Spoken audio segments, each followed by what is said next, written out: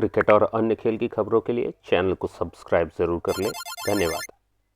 नमस्कार दोस्तों, स्वागत है आपका स्पोर्ट्स दिलसे में। और गावा टेस्ट खत्म हो चुका है। गावा टेस्ट के ड्रॉ होने से भी ज़्यादा बुरी खबर आ गई है कि रविचंद्रन अश्विन ने क्रिकेट को, इंटरनेशनल क्रिकेट को कह दिया है अलविदा। ऑर्डर वही रखेंगे, पहले करेंगे स्टैट्स की बात और उसके बाद बात करेंगे पॉइंटर्स पे कि क्या हो सकता था, क्या नहीं हो सकता था। जैसे बारिश ने इस गेम को थोड़ा जल्दी रैप कर दिया है, उसी तरीके से मैं भी इस रिव्यू को जल्दी से जल्दी रैप करने की कोशिश करूंगा। तो सबसे पहले स्टैट की बात करते हैं। पहले दिन का गेम तो आप लोगों को याद ही होगा, जो 28 रन बने और उसके बाद पूरा दिन बारिश की वजह से बर्बाद हो गया और उसके बाद बारिश आती जाती रही थ्रू आउट द गेम। 5वें दिन तक भी ये सब चलता ही रहा। आप सब भी मेरे साथ इस बात से एग्री करोगे कि टीम इंडिया की पोल खुल चुकी है। इंडियन बैटिंग लाइनअप की कलई खुल चुकी है। अब पता चल गया है कि कितना दम है इस बैटिंग लाइनअप में। क्या एक टेस्ट सीरीज ये कहने के लिए काफी है? नहीं। लेकिन अब बात सिर्फ एक टेस्ट सीरीज की नहीं रह गई है। तो चलिए स्टैट्स की बात करते हैं। दूसरे दिन के अंत तक ऑस्ट्रेलिया ने बनाए थे 405 रन 7 विकेट के नुकसान पे, और जिसमें हेड की 152 और स्मिथ की सेंचुरी इंक्लूडेड थी। 5 विकेट लेके गए थे जसप्रीत बुमराह। अगर उनके 5 विकेट का योगदान ना होता तो ये स्कोर कुछ और भी हो सकता था। और उसके बाद आता है तीसरा दिन, जहां ऑस्ट्रेलिया 445 पे ऑल आउट होती है और उसके बाद इंडिया करती है बैटिंग, जिसमें वो 52 रन पे अपने 4 विकेट खो चुके थे। और जो हाईएस्ट स्कोर था वो केएल राहुल का 33 रन था और ऋषभ पंत के 9 रन। इसी से आप अंदाजा लगा सकते हैं ये 4 विकेट जो गिरे वो सारे दिग्गज किस काम आए हमारे। उसके बाद आता है चौथा दिन, जिसमें हम जैसे तैसे खुशियां मना रहे थे फॉलो ऑन बचाने की, और इंडिया ने बनाया 260 रन, जिसमें हाईएस्ट था केएल राहुल का 84 और सेकंड हाईएस्ट था रविंद्र जडेजा का 77। अब इसके बाद भी एक विकेट बचा रह गया था और एंड में जाके वो 5वें दिन गिरा और इंडिया का टोटल हो गया 260 रन। और जब ऑस्ट्रेलिया ने सोचा कि जल्दी से एक अच्छा स्कोर खड़ा करके इन्हें हम खिलाने के लिए बुलाते हैं और इनके विकेट निकालने की कोशिश करते हैं, तो ऑस्ट्रेलिया भी 89 पे 7 विकेट खो चुकी थी। उन्होंने डिक्लेयर किया और इंडिया को बुला लिया खेलने के लिए। जैसे तैसे ये मैच ड्रॉ हो गया। अपनी सेकेंड इनिंग में इंडिया ने नहीं बताने वाले 8 रन बनाए, जो कि मैच को ड्रॉ की तरफ ले गया। लेकिन इस मैच को ड्रॉ कराने में इंडिया के साथ जो सबसे बड़ा हाथ था वो था बारिश का, क्योंकि बारिश के अलावा कुछ भी ऐसा नहीं था जो इंडिया को बचा सकता था। अब कहने को अगर आप देखो तो दूसरे इनिंग में 3 विकेट लेके गए बुमराह भी, सिराज भी 2 लेके गए और उसके बाद आकाशदीप भी 2 विकेट लेके गए। लेकिन अगर देखा जाए तो इंडिया इस गेम को नहीं खेल पाई, एंजॉय नहीं कर पाए। खेल तो हम रहे थे लेकिन इसे हम एंजॉय नहीं कर पाए। इसे एंजॉय किया सिर्फ ऑस्ट्रेलिया ने, जहां पैट कमिंस ने अपने पोस्ट कमेंट्री में भी कहा कि भाई अच्छा लगा ये देख करके कि अब ये लोग फॉलो ऑन भी सेलिब्रेट कर रहे हैं। तो आप समझ सकते हो ये कितनी बड़ी बेइज्जती वाली बात है। हालांकि मैन ऑफ द मैच रहे ट्रेविस हेड अपने 152 रन के योगदान की वजह से, और वो काबिल तारीफ था, इनकी तारीफ करनी बनती है, क्योंकि आज वो साबित कर रहे हैं जहां वर्ल्ड स्टेज पे विराट कोहली का इतना बड़ा नाम है, वहां पर एक नया खिलाड़ी आकर के इस तरीके से खेल रहा है, वो भी टेस्ट के फॉर्मेट में। अगर T20 होता तो आप कह सकते थे कि बहुत रिस्क लेना पड़ता है और बहुत रिस्क होता है तो उसमें कभी भी आपका विकेट जा सकता है। लेकिन जहां पर आपको अलाउड है टेस्ट में कि आपको जैसे खेलना है खेलिए, मगर आप अपनी टीम के लिए खेलिए और इस तरीके से स्कोर कीजिए, वहां विराट कोहली का परफॉर्मेंस दिखने के बजाय मुझे ट्रेविस हेड का परफॉर्मेंस दिख रहा है।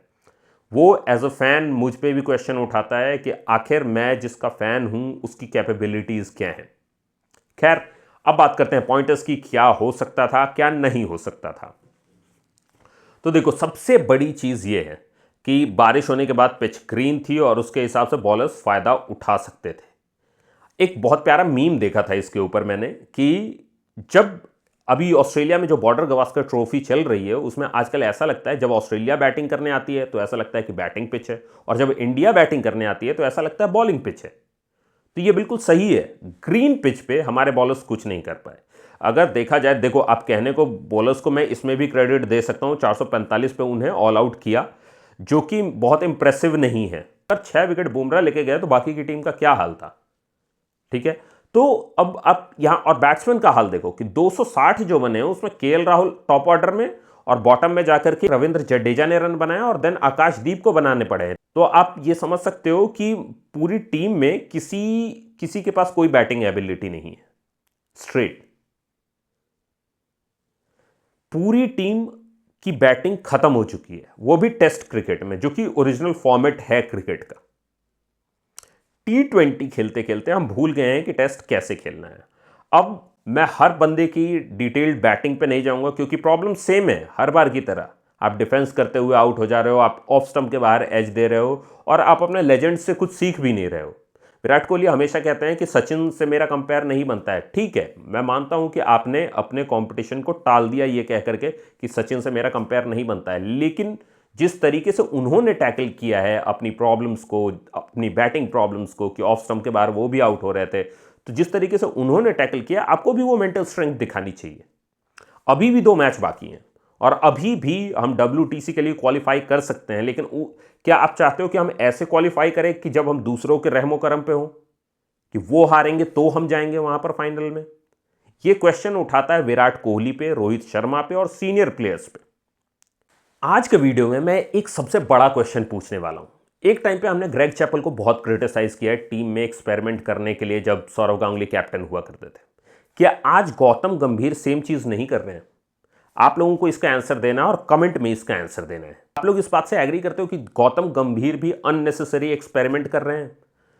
इस पे अगर मैं कहूं तो अगर देखा जाए तो पहले यह होता था कि जैसे सचिन बॉलिंग कर लेते थे, सहवाग कर लेते थे, युवराज कर लेते थे, तो ये लोग भी, हमारे बैट्समैन उस समय पार्ट टाइम बॉलर्स भी होते थे। उस हिसाब से देखा जाए तो हम लोग अपने 5वें बॉलर का काम उस समय निकाल लिया करते थे और टीम बहुत इफेक्टिव थी इस वजह से।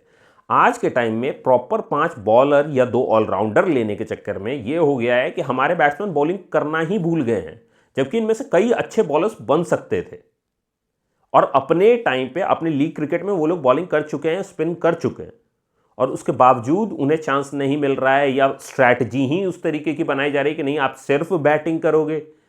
ये हिंट भी है एक तरीके से इंडियन कैप्टन को कि भाई आप इस तरीके से अपने बैट्समैन को यूज कर सकते हो सामने वाले, क्योंकि ऑस्ट्रेलिया प्रिपेयर होकर आती है और जब ऑस्ट्रेलिया आपको देख लेती है कि आप इन्हीं 5 बॉलर पर रिलाई करने वाले हो, तो उनके लिए आपको मारना बहुत आसान हो जाता है। मुझे अगर ये चीज दिख रही है तो इंडियन टीम को क्यों नहीं दिख रही है? दूसरी बात, जो हालत अभी टीम की हो गई है विराट कोहली और रोहित शर्मा के रहते हुए, जिस तरीके से हम कहीं भी हार रहे हैं, इंडिया में भी हार रहे हैं, इंडिया के बाहर भी हार रहे हैं, क्या ऐसा नहीं लगता है कि इन दोनों ने गलत फॉर्मेट से रिटायरमेंट ले लिया है? लेना था इनको टेस्ट से, जो कि ज्यादा थकाने वाला है 5 दिन तक। आपने रिटायरमेंट ले लिया T20 से। मतलब यह समझ के ही बाहर था कि T20 से रिटायरमेंट का क्या मतलब है। आप कम टाइम के लिए ज़्यादा एनर्जी मेंटेन कर सकते हो, लेकिन अगर आपको 5 दिन सेम एनर्जी मेंटेन करनी है, उसमें ज़्यादा मेहनत करनी पड़ेगी। विराट कोहली का समझ में आता है कि चलो वो मेंटेन कर लेंगे, जडेजा का भी समझ में आता है कि वो मेंटेन कर लेंगे। रोहित को ये सोचना पड़ेगा, वो हर जगह जैसे थके हुए, जैसे डिप्रेशन में दिखते हैं, वो उसका रीज़न क्या है? क्या आप वो एनर्जी मेंटेन नहीं कर पा रहे हो? और रिटायरमेंट इतनी भी बुरी चीज़ नहीं होती है, ये बात आज रविचंद्रन अश्विन ने साबित भी कर दिया। उन्होंने कहा कि भाई देखो, जितना क्रिकेट बचा हुआ है अब मैं लीग क्रिकेट में दूंगा, इससे पहले कि मैं खराब परफॉर्मेंस के साथ नहीं छोड़ना चाहता हूं, तो अभी 1-1 का है सीरीज, अभी छोड़ देना ज़्यादा अच्छा है। और उन्होंने थैंक्स भी किया विराट कोहली, रोहित शर्मा, पुजारा, रहाणे, इन सबको, जो भी स्लिप्स में कैच पकड़ते थे उन सभी को उन्होंने धन्यवाद भी कहा। और ये एक बड़ा क्वेश्चन उठाता है, ये बड़ा क्वेश्चन उठाता है सीनियर प्लेयर्स पे। जब आपको धोनी ये सिखा के गए, अपने टाइम पे उन्होंने बहुत सारे सीनियर प्लेयर्स को निकाला, ठीक है, और जब उनका समय आया तो उन्होंने भी इज्जत से ही गेम को अलविदा कह दिया। क्या ये ज़रूरी है कि जब सारी दुनिया आप पे क्वेश्चन उठाने लगे उसके बाद ही आप गेम छोड़ोगे?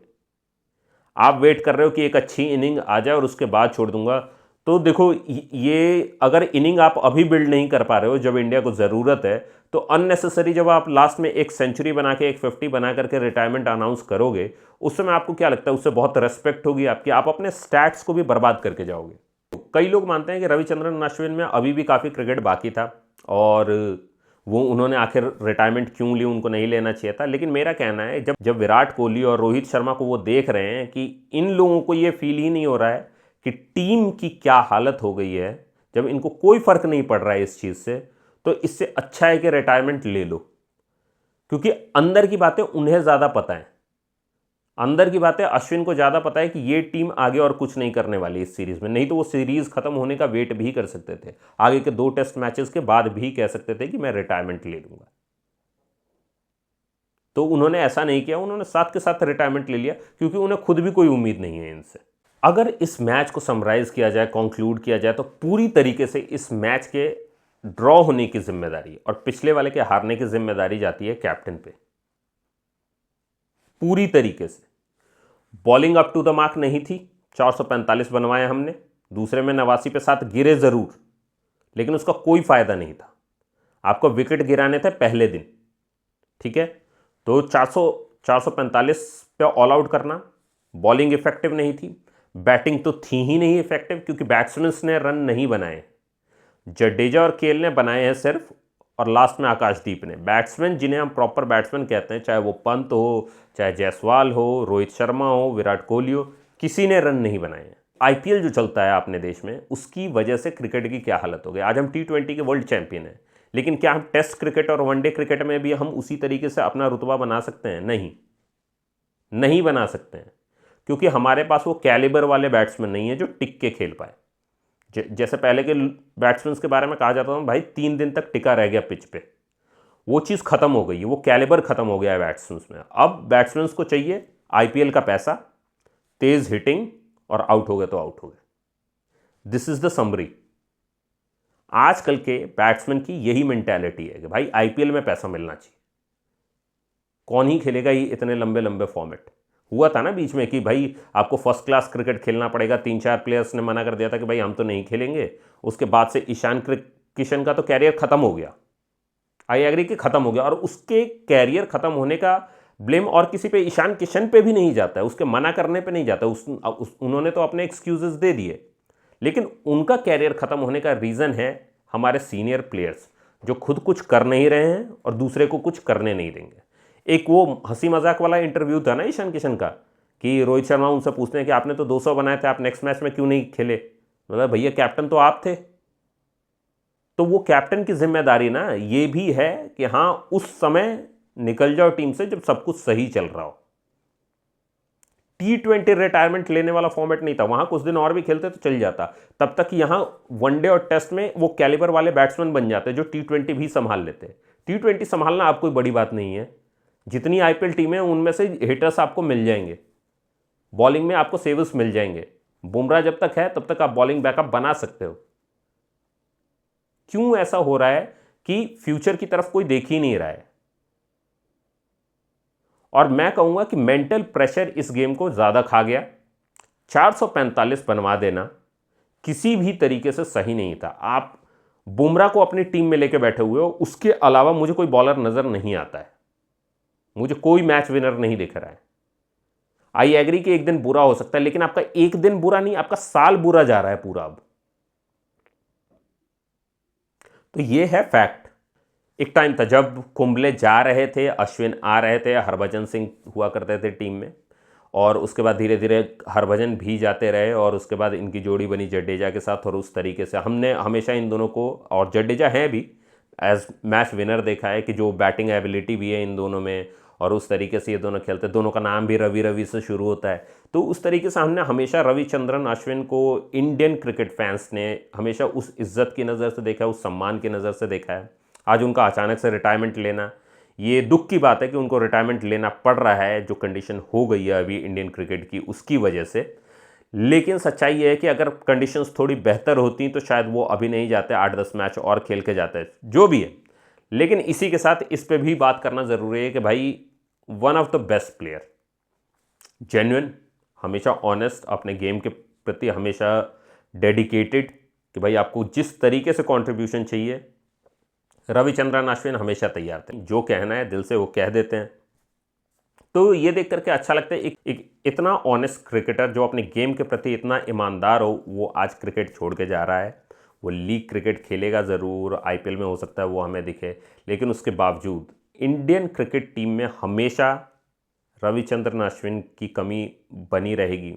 क्योंकि जब कुंबले छोड़ के जा रहे थे, जब कुंबले जा रहे थे, the kind of variations Kumble had, run पड़ने के बावजूद भी जिस तरीके से विकेट निकालते थे, ब्रेक थ्रूज निकालते थे, बहुत वेरिएशन था उनके पास। One of the most talented spinners that India ever had Kumble मेरे ख्याल में।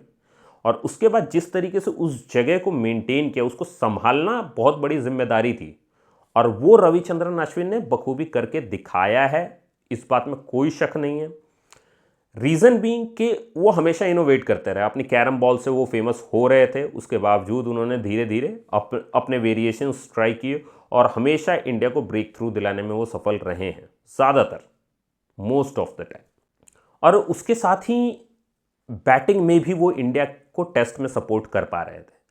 तो इस तरीके का एक प्लेयर, और जब वो जाता है टेस्ट क्रिकेट से, तो ये पूरी टीम के लिए एक कमी वाली बात होगी। और अभी के टाइम में कहना बहुत अर्ली होगा, लेकिन वॉशिंगटन सुंदर काफ़ी अच्छा काम कर रहे हैं एज फिंगर स्पिनर, और मैं देख रहा हूं कि उनमें बैटिंग एबिलिटी भी है।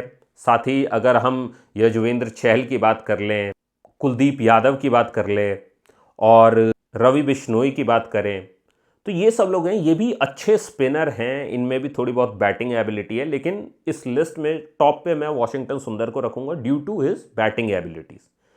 उनकी बैटिंग एबिलिटी की वजह से मुझे लगता है कि उन्हें रिप्लेस करने के लिए वॉशिंगटन सुंदर ही हैं जो अभी फ्रंट रनर हैं। मगर ये कहना बहुत अर्ली होगा, क्योंकि जिस तरीके का कॉन्ट्रीब्यूशन रविचंद्रन अश्विन ने किया है इंडियन क्रिकेट में, वो अनपैरेलल है। ऐसे बहुत कम लोग हैं जो इस तरीके से खुद को साबित कर पाए हैं क्रिकेट में। तो स्पोर्ट्स दिल से उनको दिल से सलाम करता है। मैं आपसे अलविदा लूंगा और मिलेंगे नेक्स्ट मेलबर्न क्रिकेट ग्राउंड के पिच रिव्यू में, वेदर रिव्यू में।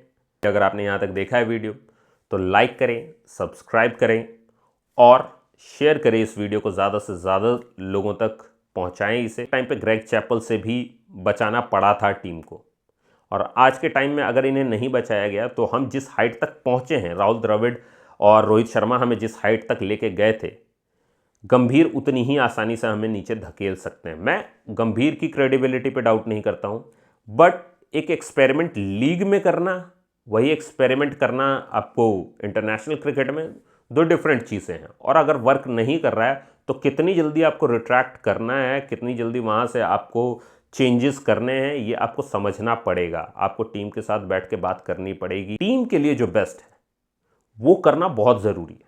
अगर आप ऐसे ही सोचते रहोगे कि मुझे इन 2 नामों के साथ तो जीना ही पड़ेगा, इन 4 नामों के साथ मुझे जीना ही पड़ेगा, अगर आप इस तरीके से सोच रहे हो, या एज कैप्टन, एज प्लेयर अगर आप देख रहे हो कि नहीं इस कोच के साथ मुझे जीना ही पड़ेगा, अगर इसी तरीके से सौरव गांगुली भी सोचते तो ग्रेग चैपल इंडियन क्रिकेट को ज़मीन के अंदर तक धंसा देते।